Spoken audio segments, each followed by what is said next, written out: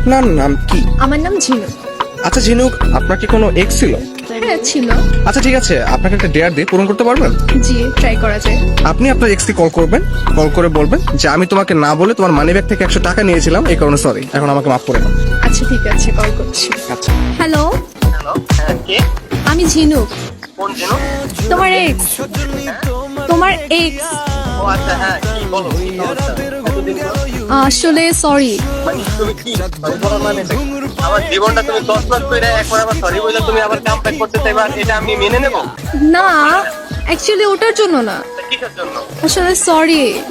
সরিটা কিসের জন্য বলবো তো আমাকে? আমি না বলে তোমার মানি ব্যাগ থেকে 100 টাকা নিয়েছিলাম। কি বললা?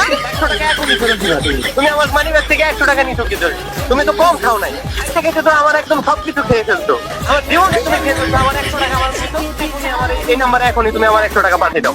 অ্যাকচুয়ালি এখন তো আমার কাছে নেই, আমার কাছে টাকা আছে তখন এখন আমি না দিয়ে থাকলে তুমি কোন জায়গা থেকে আনবা আমি জানি না, কিন্তু তুমি আমার এখনই 100 টাকা আমার এখনই পাঠাই দাও। এই ফোন রাখতো, তুই যে এত ছেঁচড়া আমি তো সেটা জানতাম না। ফোন রাখ ফোন। আপনি আসেন কেন? আপনার তো গার্লফ্রেন্ড নাই, এত সুন্দর এক্সও নাই।